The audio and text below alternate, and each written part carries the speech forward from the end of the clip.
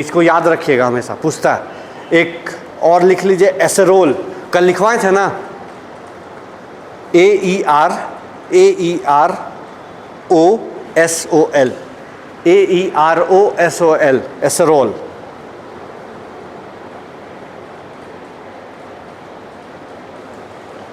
यह सूक्ष्म कण के रूप में वायु में उपस्थित होता है।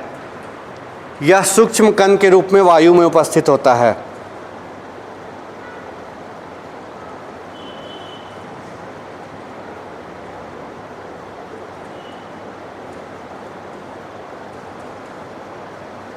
यह सूक्ष्म कण के रूप में वायु में उपस्थित होता है। इसका आकार बहुत छोटा होता है। इसका आकार बहुत छोटा होता है। इसका आकार बहुत छोटा होता है। यह ठोस एवं द्रव रूप में पाया जाता है। यह ठोस एवं द्रव रूप में पाया जाता है, सॉलिड एंड लिक्विड।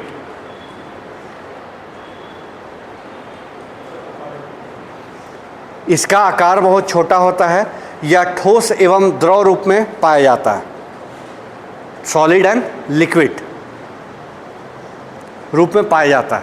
देखिए कल भी बताया है, प्रदूषक या प्रदूषण का मतलब क्या है, जो मानवीय स्वास्थ्य के लिए हानिकारक है, जो अपने प्राकृतिक स्वरूप से थोड़ा बदल गया। ठीक है, जो पानी का चीज़ था उसमें बदलाव हो गया। अब जैसे पानी बह रहा है तो पानी का कोई रंग नहीं होता, कोई स्वाद नहीं होता, इतना तो पता है। अगर पानी हो जाए हरा रंग तो वो क्या है, प्रदूषण है कि नहीं है, बदलाव हो गया, वो हमारे लिए हो जाएगा। उसी तरह जब वायु में धूल कण भर जाएगा बहुत, तो देखिए आपको सांस लेने में क्या होगा, तकलीफ, वो प्रदूषण हो गया। तो इसीलिए हम लोग शुरू भी लिखे थे, वायु प्रदूषण जो होता है उसके जो प्रदूषक है वो गैसीय रूप, ठोस रूप या द्रव रूप में हो सकते हैं। वो वायुमंडल में वायु के साथ मिल गया, उसका कण आप सांस ले लिए, वही फेफड़ा में जमते ही है, दिक्कत हो गया। अब सिगरेट पी रहे, वो क्या है, वायु प्रदूषण का कारण भी है और खुद के लिए भी हानिकारक है। धुआं निकला और खुद भी पी रहे तो धुआं को अंदर ले रहे, जहाँ धुआं नहीं लेना वहाँ भी ले रहे, तो फेफड़ा में तो कचरा जमेगा ना। तो सब यही चीज़ हो गया। पृथ्वी का फेफड़ा किसे कहते हैं? हाँ, पेड़ को तो बोलते हैं। ऐसे अगर कोई खास जंगल का नाम बोलिए तो अमेजोन। कहाँ है? ब्राज़ील। ठीक है। अच्छा, अभी क्वेश्चन भी आया था, हम शायद डिस्कस भी किए थे, आटाकामा मरुस्थल कहाँ पे है? चिली। चिली सही है, चिली ही होगा बेसिकली। यूएस से बहुत ऊपर हो गया, एक कनाडा था ना, कनाडा होगा नहीं, चिली ही में बेसिकली वो है। ठीक है। और हम आप लोग को उस समय भी बताया था कि पृथ्वी का भूमध्य रेखा के आसपास ही सारा क्या है, मरुस्थल है। सहारा, आटाकामा, थार सब आसपास है। एक दो चलिए गोभी वोभी को थोड़ा छोड़ दीजिए तो आगे है, लेकिन लगभग है। ठीक है। तो ये सब छोटा छोटा चीज़ें लिंक बैठे, ये सब पकड़ाएगा। तो इसीलिए बोले, अब जैसे धनबाद जाइएगा तो वहाँ क्या है, कोयला का कण वायु में उपस्थित है, तो वो हमारे लिए क्या प्रदूषक है ना। ये आपका दामोदर नदी प्रदूषित नदी कहलाती है, बंगाल का शोक भी कहलाती है। वो क्या है, उसमें कोयला का कण मौजूद है, बहुत प्रदूषित हो गई। ऐसा नहीं है कि मानवीय गतिविधि से ही प्रदूषित है, लेकिन वो ऐसा जगह से बह रही है, चारों तरफ उसे जो घाटी है वो क्या कोयला है, तो कोयला का कण उसमें मौजूद है, इसलिए दिक्कत है। आप देखिए जो धूल मिट्टी में काम करने वाले मजदूर है वो बीमार पड़ जाते हैं, सांस का बीमारी होने लगता है, देखे हैं, दमा उमा और भी बहुत सारा बीमारी हो जाता है, कारण वो धूल ले रहे हैं। धूल हम लोग नहीं ले सकते। हमारे नाक में बाल है जो क्या करता है, कचरा को छानता, लेकिन इतना ज़्यादा पावरफुल है ना कि आप धूले सूंघिएगा तो थोड़ी छान देगा, समझ रहे हैं। तो कम एक लिमिट में, नहीं तो नहीं होगा। अब जैसे आप ऐसा ही कीजिए, पाउडर रखिए, उसको खींचिए, देखिए घुस जाएगा अंदर, घुसता है ना। मिर्च में देखिए खींच लेगा तो पूरा अंदर घुस जाता है, फिल्म में भी देखे होंगे। तो कारण है कि ताकत है ना सांस में, सांस खींचने का चीज़ है, तो खींच लेगा। इसीलिए बहुत बार आपका नाक से क्या हो जाता है, ये प्रदूषण घुस जाता है, जो मानवीय स्वास्थ्य के लिए हानिकारक है। यही प्रदूषण, और यही प्रदूषण जब जब जहाँ जहाँ होगा वो हमारे लिए प्रदूषक का काम करेंगे। तो एसरॉल उसमें भी आता है। उसी तरह एक मस्टर्ड गैस आता है, मस्टर्ड गैस का नाम सुने हैं? मस्टर्ड गैस विषैला गैस है, जो द्रव अवस्था में पाया जाता है। द्वितीय विश्व युद्ध में इसका उपयोग किया गया था। छठा जेपीएससी का पीटी में देखिएगा आया था, मस्टर्ड गैस होती है, ठोस, द्रव, गैस, इनमें से कोई नहीं, द्रव होगा, लिक्विड। ठीक है, तो ऐसा ऐसा बहुत सारा चीज़ है। चलिए ठीक है, वो सब जब आएगा। अब लिखिए वायु प्रदूषण के कारण।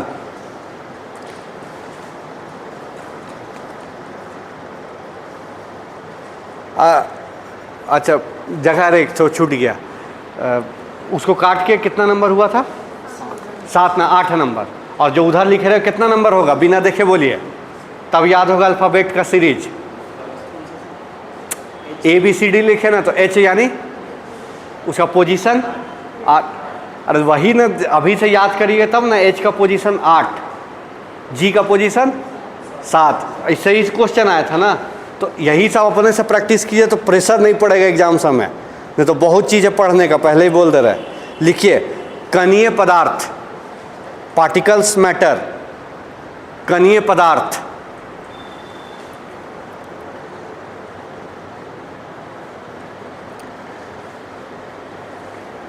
ये वायु में उपस्थित, ये वायु में उपस्थित, ये वायु में उपस्थित धातु कण, यानी धातु का छोटा छोटा पार्टिकल, धातु कण, जैसे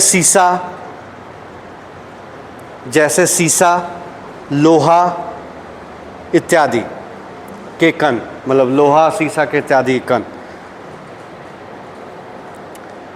या वायु में उपस्थित धातु कण लिखे ब्रैकेट में सीसा, लोहा, कॉमा, अधातु के कण, नॉन मेटल पार्टिकल्स,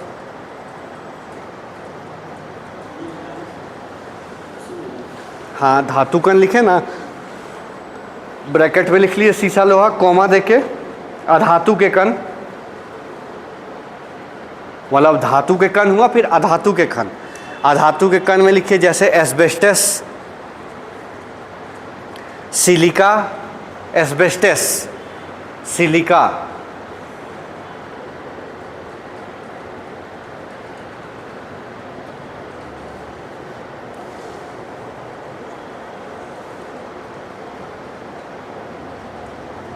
ठीक। इसी में लिख लीजिए कोयला के कण, कोयला के कण,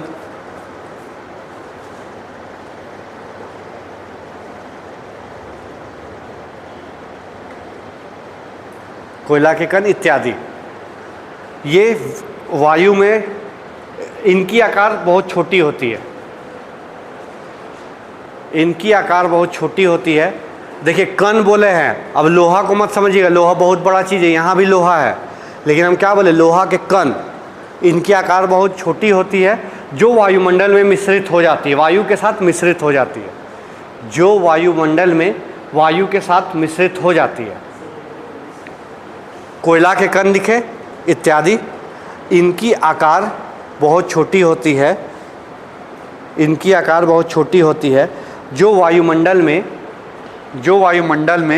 हवा के साथ मिश्रित हो जाती है, जो वायुमंडल में हवा के साथ मिश्रित हो जाती है, जो हवा वायुमंडल में हवा के साथ मिश्रित हो जाती है और सांस के द्वारा हमारे शरीर में प्रवेश कर जाती है, और सांस के द्वारा हमारे शरीर में प्रवेश कर जाती है।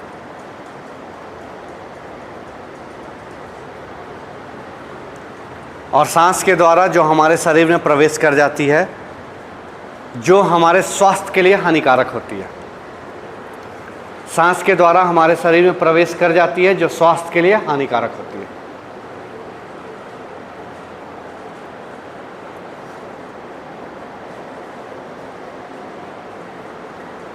ठीक है,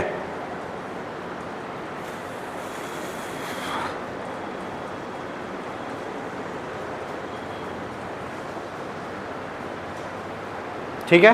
तो ये सब देखिए क्या है, स्रोत, प्रदूषक के स्रोत, कौन कौन सा गैस होता है।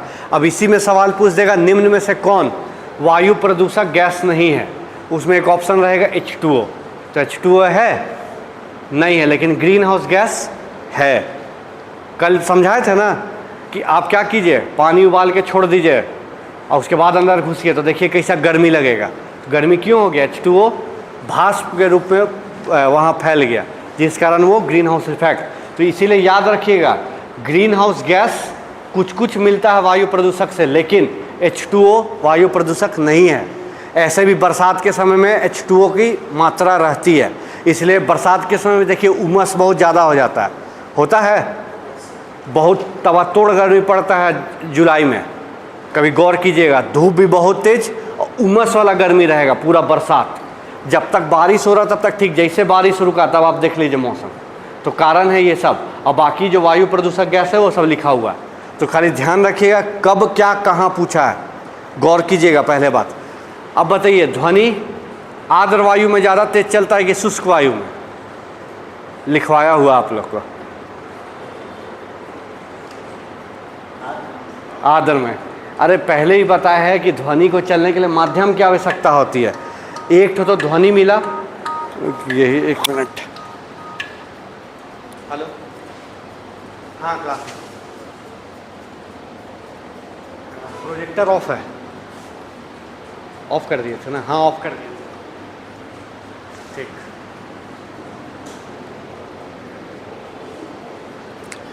देखिए पहले ही बताए थे कि ध्वनि को संचरित होने के लिए क्या चाहिए? माध्यम। तो एक तो हवा मिला माध्यम, और सबसे ज़्यादा किस में माध्यम में होता है? ठोस। ठोस में बहुत तेज, फिर द्रव में, फिर गैस में। तो एक तो गैस उसको माध्यम मिला, ऊपर से गैस के साथ साथ क्या मिल गया? द्रव भी मिल गया उसको वायुमंडल में, तो और तेज से भागेगा। इसीलिए आर्द्र वायु में शुष्क वायु की अपेक्षा बहुत तेज सुनाई देता है, तो इसलिए लिखा हुआ था। इसलिए H2O प्रदूषक नहीं, लेकिन ग्रीन हाउस गैस है, याद रखिएगा। हर ग्रीन हाउस गैस वायु प्रदूषक नहीं है, क्योंकि H2O है ग्रीन हाउस गैस, इसमें नहीं है, बाकी सब गैस वायु प्रदूषक होगा। ठीक है, अब लिखिए वायु प्रदूषण के कारण, काउज ऑफ एयर पॉल्यूशन। वायु प्रदूषण के कारण देखिए इतना लिखना इसलिए जरूरी पड़ जा रहा है क्योंकि अकेले क्या हो जा रहा है, 32 नंबर का सवाल आ जा रहा है कि वायु प्रदूषण, जल प्रदूषण के कारण, प्रभाव और रोकथाम की चर्चा कीजिए। तब एक पेज में समेट दीजिएगा तो नहीं ना मिलेगा नंबर, तो लिखना तो पड़ेगा, इस कारण है।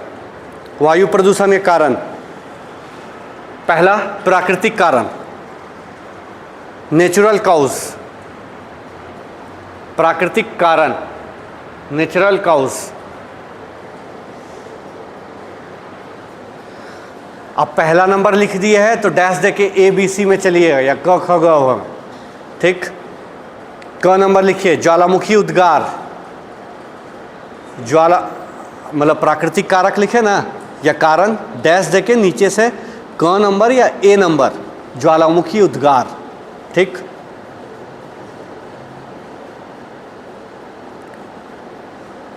डैश देके लिखिए इससे, मुख्य रूप से, इससे यानी ज्वालामुखी उद्गार से, इससे मुख्य रूप से SO2,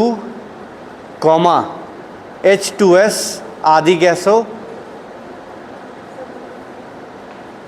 इसमें मुख्य रूप से SO2, ऊपर लिखे हैं ना हम लोग सल्फर डाइऑक्साइड ये सब, SO2, H2S आदि गैसें विमुक्त होती है, आदि गैसें विमुक्त होती हैं, आदि गैसें विमुक्त होती हैं, जो वायु प्रदूषण का कारक है।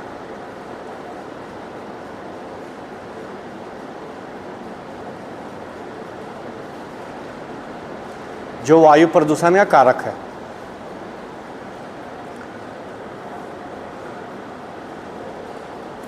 ठीक।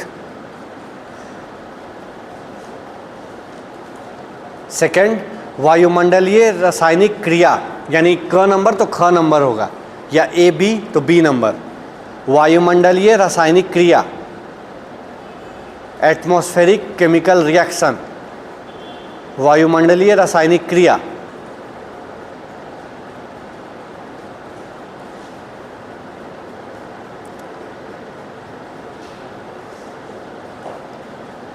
वायुमंडल में उपस्थित, वायुमंडल में उपस्थित NO2, वायुमंडल में उपस्थित NO2 तथा SO2, वायुमंडल में उपस्थित NO2 तथा SO2 गैसें जलवाष्प के साथ अभिक्रिया कर, अब जलवाष्प बोला जाए तो यानी क्या, H2O, वाटर वेपर हो गया वो, ठीक है। जलवाष्प, जल की मात्रा हो, जल, जैसे गैसें जलवाष्प के साथ अभिक्रिया कर नाइट्रिक तथा सल्फ्यूरिक अम्ल, nitric acid and sulphuric acid, nitric तथा सल्फ्यूरिक अम्ल का निर्माण करते हैं।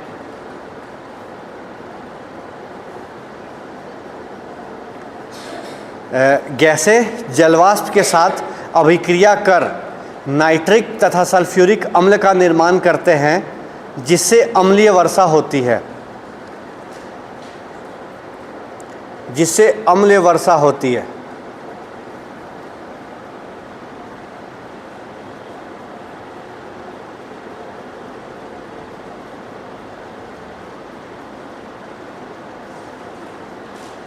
ठीक, थर्ड नंबर, सी नंबर या ग नंबर, धात्विक एवं अधात्विक तत्वों के कण, धात्विक एवं अधात्विक तत्वों के कण, कण कहने का मतलब सूक्ष्म कण, वायुमंडल में स्वतः तत्व के सूक्ष्म कण लिखेंगे तो वो भी सही है, कण लिखिएगा तो वो भी सही है। सूक्ष्म कण या कण स्वतः हवा चलने के साथ वायुमंडल में मिक्स हो जाता है, स्वतः हवा चलने के साथ वायुमंडल में मिश्रित हो जाते हैं और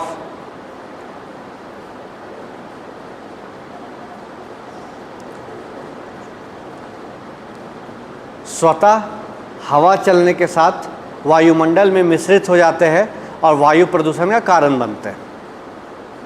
स्वतः हवा चलने के साथ वायुमंडल में मिश्रित हो जाते हैं और वायु प्रदूषण का कारण बनते हैं।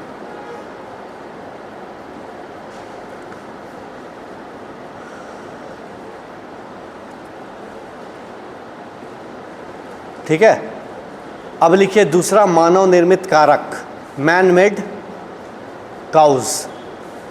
ये था प्राकृतिक कारक। प्राकृतिक कारक में पहला क्या हो गया कि ज्वालामुखी हम लोग नहीं करवाते हैं, और ज्वालामुखी होता तो कई तरह के गैस, राख, धूल सब निकलता है, वायु प्रदूषण कर दिया। दूसरा, अब प्राकृतिक रूप से NO2 SO2 वायुमंडल में मौजूद है, वो क्या करेगा, वायुमंडल में उपस्थित जलवाष्प के साथ अभिक्रिया करके अम्ल वर्षा करवा दिया। ठीक। तीसरा, अब धूल के कण तो पहले से मौजूद है, सिर्फ हम ही लोग तो नहीं किए। अब हवा चला तो क्या हुआ, वायुमंडल में मिक्स हुआ, वायुमंडल में मिक्स हुआ तो उसको हम लोग सांस में ले लिए, वायु प्रदूषण हो गया, तो उस तरह से वो भी हो गया। तो ये सब क्या हुआ, प्राकृतिक कारक हो गया, जिस पे हमारा बस नहीं चलेगा। हाँ, इसको आप सिर्फ और सिर्फ क्या रोक सकते हैं कि SO2 NO2 जो निकल रहा है गैसें मानवीय क्रिया के द्वारा, इसको आप कम कर सकते हैं, इसको दूसरे गैस में बदल के आप वायुमंडल में छोड़ सकते हैं। तीसरा, जितने धूल कण हैं उनको समेट के एक जगह उनका निपटारा कर सकते हैं, तो आपको धूल नहीं मिलेगा।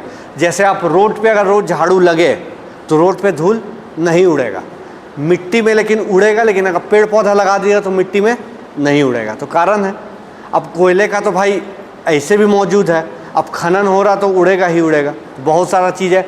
आप देखिए, क्रशर से गिट्टी को जब तोड़ा जाता है कैसा धूल उड़ता है, या अभी के समय में आप बोरिंग देख लीजिए, बोरिंग समझते हैं ना, बोरिंग हो रहा होगा तो ड्राई जोन में देखिए बोरिंग और खाली धूल उड़ेगा, क्योंकि पानी है नहीं, पानी 100 फीट के नीचे जाता, 100 फीट तो खाली मिट्टी मिला, वो भी एकदम ड्राई मिट्टी मिला, एकदम सूखा मिट्टी, क्योंकि बारिश हुआ नहीं तो सूखा मिट्टी ऑटोमेटिक ही उड़ेगा। मिट्टी का रास्ता पे आप गाड़ी चलाइए, दौड़िए, उड़ेगा ना मिट्टी। कार आपके आगे चल रहा है और कच्चा सड़क है, आप पीछे चल रहे हैं बाइक में, कैसा हो जाता है, धूल हो जाता है ना पूरा, नाक में घुसने लगेगा, आँख में घुसने लगेगा, परेशान हो जाएगा। सब क्या है, वायु प्रदूषण है। तो ये प्राकृतिक रूप से है, तो ये सब होता है। या आप लोग कभी गौर किए हैं, खेलने के समय बैडमिंटन हो, फुटबॉल हो या क्रिकेट हो, अगर पूरी तरह मिट्टी है, घास नहीं है, तो बहुत बार पानी छिड़क के खेला जाता है ताकि धूल ना उड़े। तो यही कारण है, क्योंकि वो प्राकृतिक रूप से वो उड़ेगा ही उड़ेगा, जब तक वो जमा नहीं है वो उड़ेगा, तो इसलिए दिक्कत है। ठीक है, अब मानव निर्मित कारक लिख रहे हैं। डैश देके पहला नंबर या ए नंबर लिखिए। जनसंख्या में तीव्र वृद्धि के कारण, जनसंख्या में तीव्र वृद्धि के कारण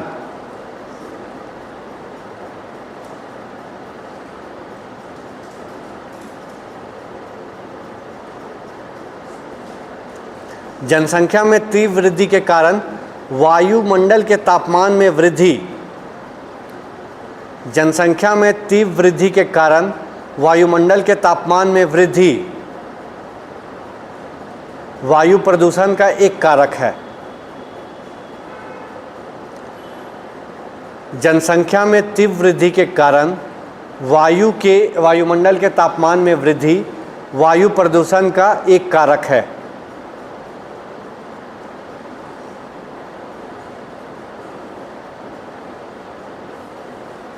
ठीक है, तो इसमें क्या है, अब देखिए जनसंख्या बढ़ रहा है, तो जनसंख्या बढ़ रहा है तो लोग अपनी सुविधाओं को बढ़ाएंगे। जहाँ 5 आदमी रहते थे वहाँ 10 आदमी हो गया, पानी का खपत बढ़ा। अगर 10 आदमी के लिए जगह नहीं तो पेड़ कटा, पेड़ कट के घर बनने का जगह चीज़ हुआ। वो 5 आदमी क्या किए, एसी लगाएं, एसी लगाएं, एसी लगा के बाद में वो रेफ्रिजरेटर खरीदे, तो क्या हुआ, वायुमंडल में गैसों का उत्सर्जन हुआ, तो वायुमंडल का तापमान बढ़ा, वायुमंडल का कारक हो गया। यही सब का है। आप लोग हिस्ट्री में एक ब्लैक होल की घटना पढ़े हैं? नहीं, थोड़ा थोड़ा पढ़े हैं। बंगाल पढ़े, बंगाल राज्य, पलासी का युद्ध, बक्सर का युद्ध, उसी समय में था। मीर कासिम, मीर जाफ़र लोग, उसी समय एक ब्लैक होल की घटना हुई थी, जिसमें हमको एग्जैक्ट नंबर तो नहीं आ रहा था, 100 की 150 सैनिकों को एक रूम में बंद कर दिया गया था, जिसमें घुटने से उनकी मौत हो गई थी। ये अंग्रेज वाले लोग बोले थे, लेकिन इधर का बंगाल का नवाब लोग बोले थे ऐसा कोई घटना नहीं हुआ था। जिसका प्रतिशोध लिया था सारा, थोड़ा बहुत याद आ रहा है? नहीं यार, तो क्या हुआ, एक रूम में उतने लोगों को भर दिया गया, ऑक्सीजन का, वेंटिलेशन का जगह नहीं, तो क्या हुआ, हम लोग खाली कार्बन डाइऑक्साइड छोड़े, कार्बन डाइऑक्साइड की मात्रा बढ़ गई, ऑक्सीजन की मात्रा घटने लगे, दम घुटने लगेगा, ऑब्वियस सा बात है, होगा ना। वही सब चीज़ था। तो जनसंख्या बढ़ेगी। अब चूँकि जनसंख्या बढ़ रहा, वायुमंडल बहुत बड़ा है, इतना बड़ा है कि हम लोग इफेक्ट नहीं कर पाएंगे, लेकिन हम लोग जनसंख्या बढ़ने के कारण मानवीय क्रिया को बढ़ा दे रहे हैं ना। अब जैसे जनसंख्या बढ़ा, सबकी ज़रूरतें बढ़ी, ऊर्जा का खपत बढ़ गया, ऊर्जा का खपत करने के बाद उष्मा का खपत बढ़ गया, तो आप आग जला रहे, ये कर रहे, वो कर रहे, तो क्या हुआ, वायु प्रदूषक हुआ। इसलिए है। तो ब्लैक होल की घटना हुई थी, वो सब हिस्ट्री का चीज़ था, तो इसीलिए उसको जोड़ा गया। बी नंबर लिखिए।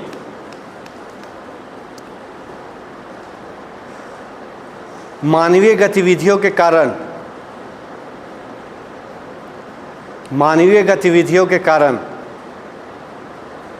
ग्रीन हाउस जैसे गैस, मानवीय गतिविधियों के कारण ग्रीन हाउस जैसे गैस, मानवीय गतिविधियों के कारण ग्रीन हाउस जैसे गैस वायुमंडल में मुक्त होते हैं। मानवीय गतिविधियों के कारण ग्रीन हाउस जैसे गैस वायुमंडल में मुक्त होते हैं।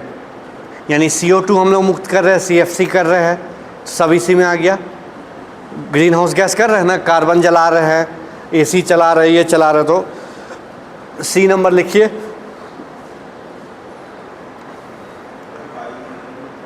वायुमंडल में मुक्त होते हैं, ग्रीन हाउस गैस वायुमंडल में मुक्त होते हैं, यानी वायुमंडल में जाते हैं ना ये सब गैस।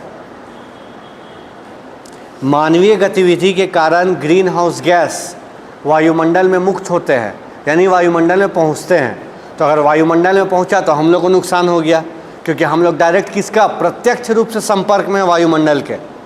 वायुमंडल के बिना जीवन का अस्तित्व नहीं है, इसलिए हम लोग बुध ग्रह पे नहीं रह पाएंगे। ठीक है, सी नंबर लिखिए।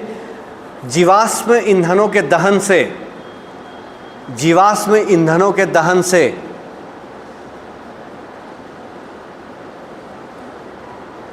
जीवाश्म ईंधनों के दहन से CO2, CO, CH4, SO2 आदि गैसें वायुमंडल में मुक्त होती है। CH4, SO2 आदि गैसें वायुमंडल में मुक्त होती है।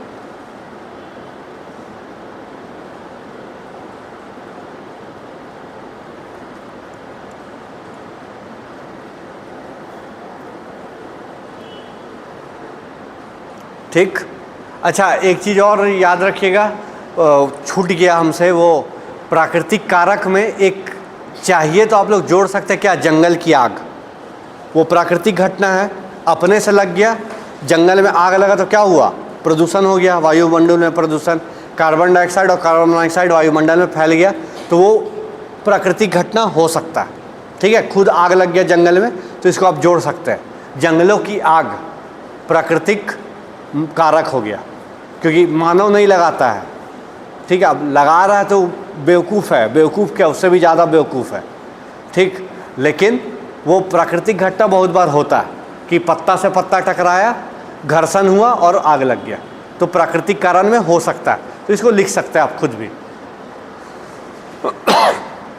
ठीक है, C नंबर तक हो गया। D नंबर लिखिए, वाहनों से उत्सर्जित गैसें।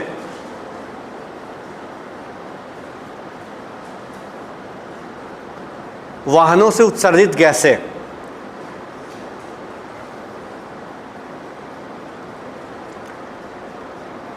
वाहनों से उत्सर्जित गैसें, डैश देके लिख लीजिए एक लाइन, वाहनों से निकलने वाले धुएं में, वाहनों से निकलने वाले धुएं में, वाहनों से निकलने वाले धुएं में काफ़ी मात्रा में प्रदूषक गैसें उपस्थित होती हैं। वाहनों से निकलने वाले गैसें में काफ़ी मात्रा में वायु प्रदूषक करने वाले तत्व होते हैं।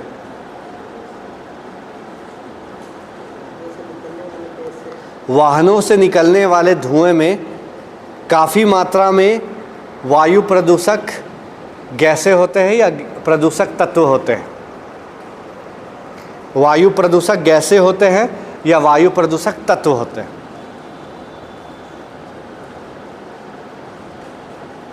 ठीक, अब खाली आप लोग ध्यान रखिएगा, जितना चीज़ लिखवा रहा है अगर अपने से भी मिले तो उसको बढ़ाइएगा। ठीक है, और अगर आपको इच्छा हो कि नहीं थोड़ा थोड़ा और हम अपने से लिखें तो लिखिएगा। और जैसा इसका प्रभाव, ये कारक है, कारक ही का क्या होगा, सब रोकथाम का यही कारण होगा कि वाहनों का प्रयोग कम से कम हो, इलेक्ट्रिक वाहनों का प्रयोग किया जाए, बैटरी वाले वाहनों का प्रयोग किया जाए, होगा ना ये सब। ठीक है, उसके बाद जीवाश्म ईंधन का कम से कम प्रयोग हुआ, नवीकरणीय ऊर्जा की तरफ हम लोग बढ़े, सौर ऊर्जा के लिए बढ़े, सब रोकथाम का श्रेणी में आ जाएगा। तो थोड़ा थोड़ा अपने से भी सोचना है, सोचिएगा, बहुत सारा आंसर बनते जाएगा। फिर लिखिए ई नंबर, कृषि संबंधी क्रियाओं में, कृषि संबंधी क्रियाओं में, कृषि संबंधी क्रियाओं में, कृषि संबंधी क्रियाओं में रासायनिक पदार्थों का उपयोग किया जाता है। कृषि संबंधी क्रियाओं में रासायनिक पदार्थों का उपयोग किया जाता है जो वायु को प्रदूषित करते हैं। कृषि संबंधी क्रियाओं में रासायनिक पदार्थों का उपयोग किया जाता है जो वायु को प्रदूषित करते हैं।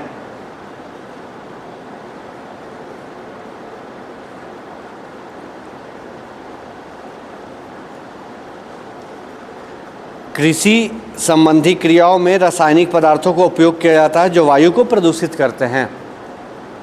जैसे मान लीजिए हम अमोनिया, यूरिया ये सब डाल रहे हैं तो क्या पाउडर, अब मान लीजिए आप ऐसे फेंक दीजिएगा तो बहुत महीन कण है, वो वायुमंडल में क्या हुआ, मिश्रित हो गया।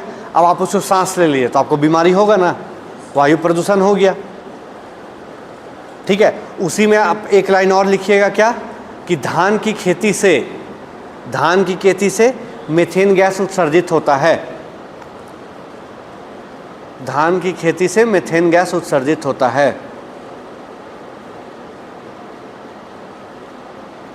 तो अब इसका मतलब ये नहीं समझना है कि धान का खेती बंद कर दे। धान का खेती बंद होगा तो खाने नहीं मिलेगा, तो फिर वायुमंडल बचा के क्या कीजिएगा। तो इसीलिए ये पॉसिबल नहीं है। हाँ, इसका रोकथाम हो सकता है कि आप पेड़ पौधा लगाइए, वही है इसका उपाय। ऐसा नहीं ना कि आप इसको रोक दीजिएगा, क्योंकि मानव अपने लिए कुछ भी कर सकता है। अगर एक जानवर बचा तो वही जानवर को मारेगा, लेकिन मानव खाएगा। तो इसीलिए वो नहीं हो सकता है, क्योंकि आत्मरक्षा के लिए कुछ भी करना पड़ सकता है इसीलिए। और लास्ट लिखिए F नंबर, तीव्र औद्योगिकीकरण के कारण, तीव्र औद्योगिकीकरण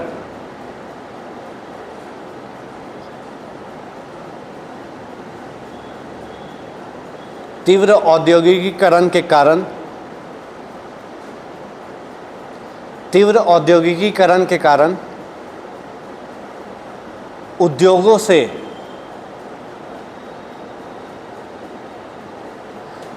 कई प्रदूषक गैस निकलते हैं। उद्योगों से कई प्रदूषक गैस निकलते हैं, कई प्रदूषक गैस निकलते हैं।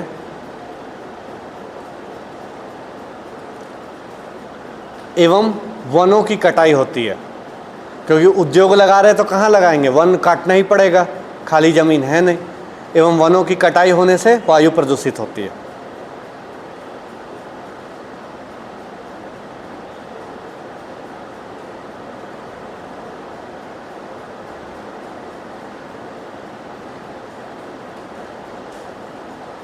ठीक। और लास्ट, खनन, माइनिंग, खनन एवं शहरीकरण से, खनन यानी माइनिंग, खनन या उत्खनन, माइनिंग, खनन एवं शहरीकरण से वायु प्रदूषण को बढ़ावा मिलता है।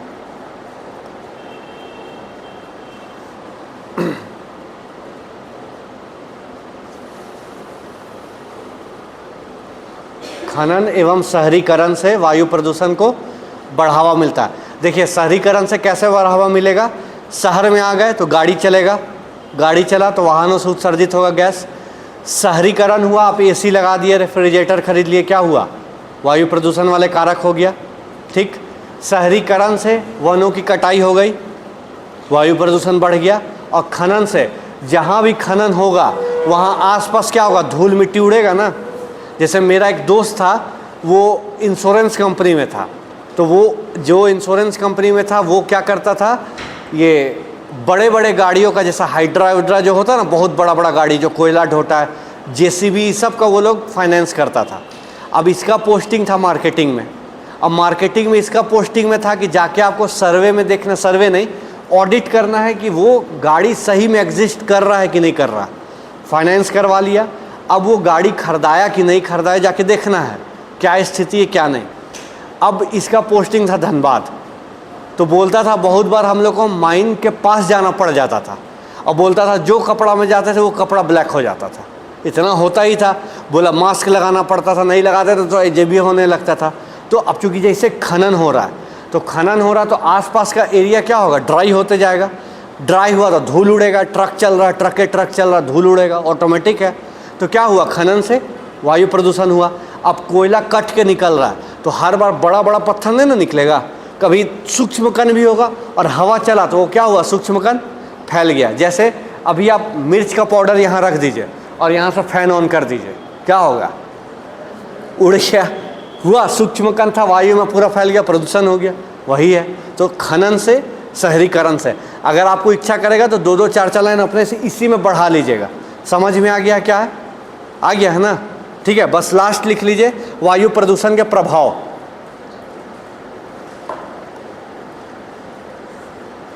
वायु प्रदूषण के प्रभाव, इफेक्ट ऑफ एयर पॉल्यूशन।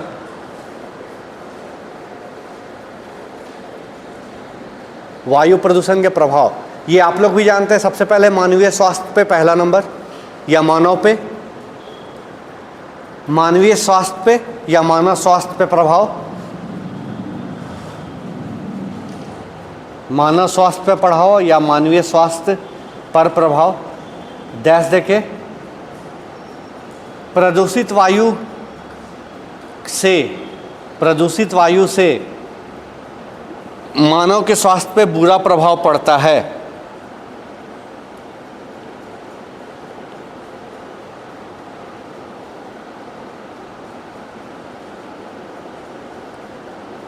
प्रदूषित वायु से मानव स्वास्थ्य पर बुरा प्रभाव पड़ता है।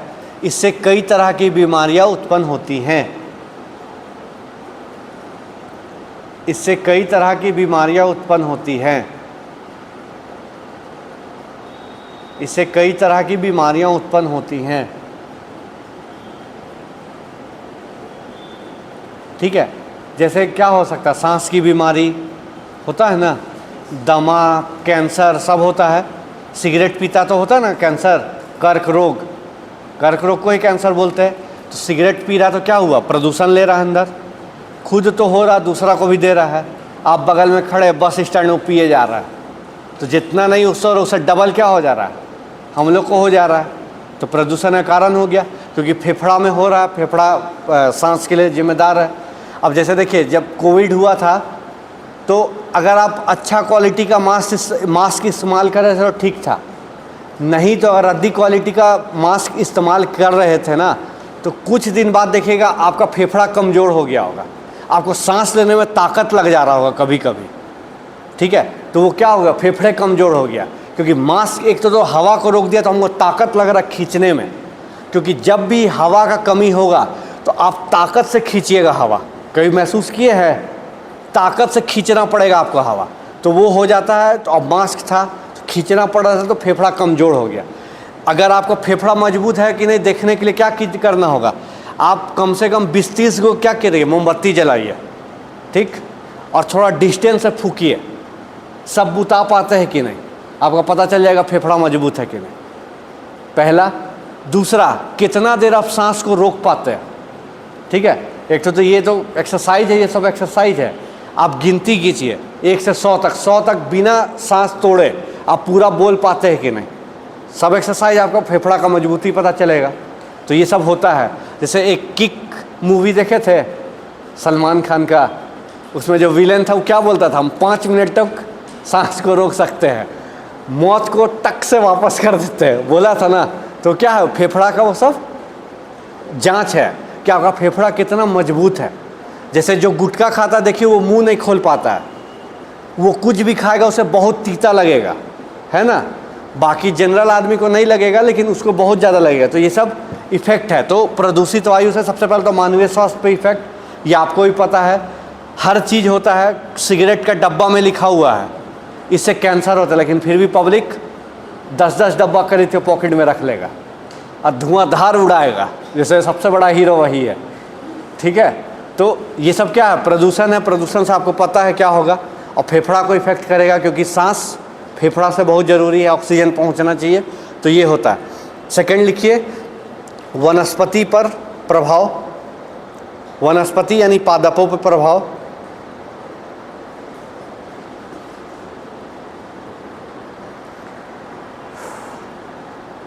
ये भी आप जानते हैं, लिख सकते हैं कि जहरीली गैस या प्रदूषित गैस के कारण बहुत सारे वनस्पति मुरझाने लगते हैं, फूल नहीं खिल पाते हैं, होता है ना। तो ये सब हो गया। थर्ड लिखिए, जंतुओं पर प्रभाव, जंतुओं पर प्रभाव। अब चूंकि जंतु भी ऑक्सीजन लेते हैं, अगर उन्हें प्रदूषित गैस मिलेगा तो वो बीमार पड़ने लगेंगे, उनका भी स्वास्थ्य खराब होगा। तो ये भी आप 2-4 लाइन लिख लीजिएगा अपने से, ठीक है। और उसके बाद एक लिख दीजिए, वातावरण पे प्रभाव, वातावरण पे प्रभाव, वातावरण पे प्रभाव। तो वातावरण पे आप जान रहे हैं प्रतिकूल प्रभाव पड़ेगा। वायु प्रदूषण से अजैव घटक क्या होंगे, प्रभावित होंगे, यानी वायु क्या हो गया, प्रदूषित हो गया। अब वायु प्रदूषित होगा तो फिर जो हम बताए थे ग्रीन हाउस इफेक्ट हुआ, ग्रीन हाउस इफेक्ट से वैश्विक तापन हो गया, वैश्विक तापन से जलवायु परिवर्तन हो गया। तो क्या हुआ, वातावरण पे प्रभाव पड़ गया, और वही प्रतिकूल प्रभाव पड़ेगा, अनुकूल नहीं। फिर उसी में आप डैश दे के क्या लिख सकते हैं, ग्रीन हाउस प्रभाव, हरित गृह प्रभाव, इसी का कारण वायु प्रदूषण का जिससे हो रहा है। आ रहा समझ में, होगा ना।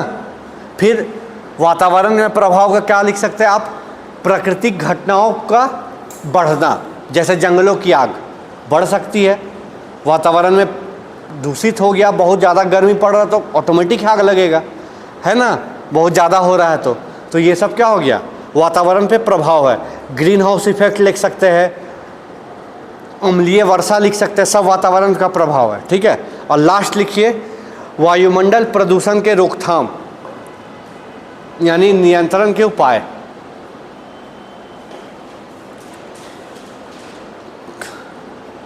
रोकथाम के उपाय, वायु प्रदूषण के रोकथाम के उपाय या वायु प्रदूषण के नियंत्रण के उपाय।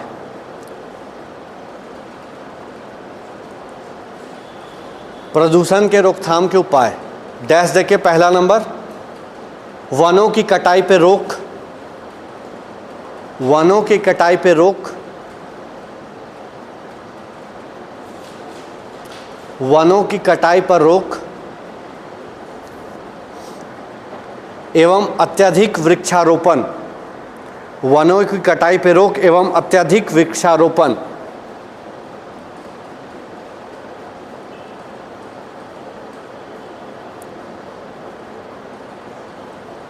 ठीक है। सेकंड, उद्योगों की स्थापना शहर से दूर होनी चाहिए, करनी चाहिए। उद्योगों की स्थापना शहर से दूर करनी चाहिए।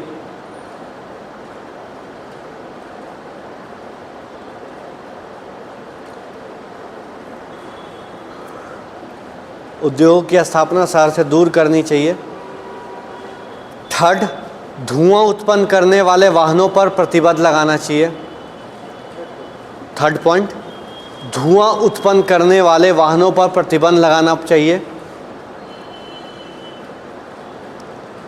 धुआं उत्पन्न करने वाले वाहनों पर प्रतिबंध लगाना चाहिए।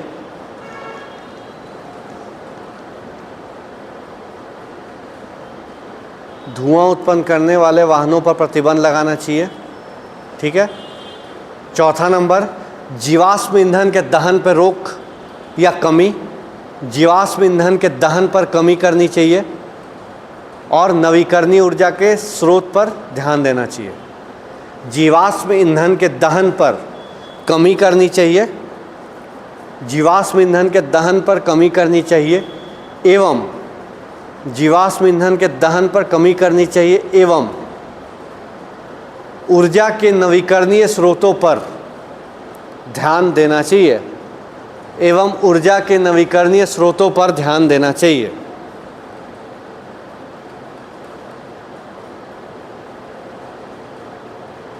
ठीक।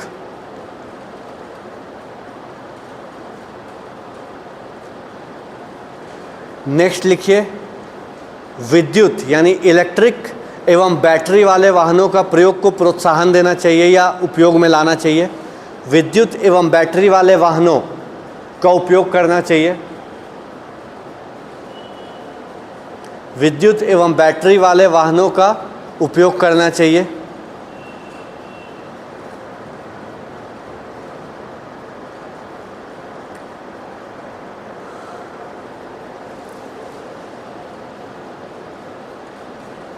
विद्युत एवं बैटरी वाले वाहनों का प्रयोग करना चाहिए। ठीक। नेक्स्ट, कारखानों की चिमनियों को कारखानों की चिमनियों को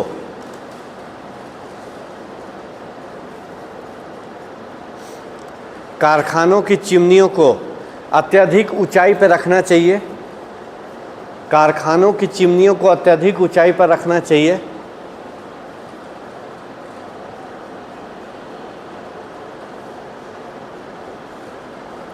कारखानों की चिमनियों को अत्यधिक ऊंचाई पर रखना चाहिए। कारखानों की चिमनियों को अत्यधिक ऊंचाई पर रखना चाहिए एवं उनमें फिल्टर को हिंदी में क्या बोलेंगे, फिल्टर समझ रहे हैं ना, एवं उन्हें फिल्टर लगाकर प्रदूषित गैसों को संचारित करना चाहिए। फिल्टर लगाकर प्रदूषित गैसों को संशोधित करना चाहिए।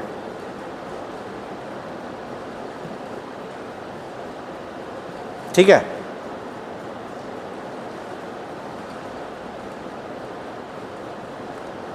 हो गया। और भी आपको मिले तो लिख सकते हैं, जनसंख्या में कमी करनी चाहिए, ठीक है, अनावश्यक एसी रेफ्रिजरेटर का उपयोग ना करना चाहिए, सब आप लिख सकते हैं। गहन कृषि नहीं करना चाहिए, जैसे मीथेन की कमी, मीथेन उत्सर्जन में थोड़ी कमी हो, ठीक है। तो ये वायु प्रदूषण हो गया। फिर जल है, ध्वनि और मृदा। सेम चीज़ थोड़ा थोड़ा आएगा, जल में भी, मृदा में भी और ध्वनि में भी, ठीक है। तो थोड़ा आप कोशिश कीजिएगा, अगर दिक्कत होगा तो बोलिएगा, ठीक है। और देखिएगा साइंस एंड टेक्नोलॉजी में एगो पार्ट है नवीकरणीय और नवीकरणीय ऊर्जा संसाधन, पारंपरिक गैर पारंपरिक, तो लिखवाएं हम इसमें, वही चीज़ है सेम, उसी को आपको लिखना है। खाली उसमें लिखा हुआ ऊर्जा के स्रोत, तो जो ऊर्जा वाला लिखवाएं बस वही चीज़ होगा। तो उसको देख लीजिएगा, भेजे आपको, एक बार पढ़ लीजिएगा। पर्यावरण तो आप कर लीजिएगा, ज़्यादा टफ नहीं है। और जो नहीं समझ में आजकल तो गूगल है, गूगल में डालिए, आपको बहुत चीज़ मिल जाएगा, ठीक है। क्योंकि अब समय नहीं है, जब होगा हमको बोल दीजिएगा।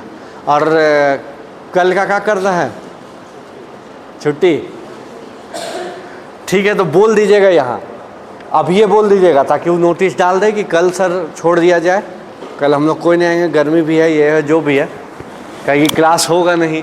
और नहीं तो बोलिएगा तो हम आ सकते हैं, हमको ऐसा दिक्कत नहीं है, लेकिन एक बार देख लीजिए जैसा हो, ठीक है। कोई दिक्कत? Thank you.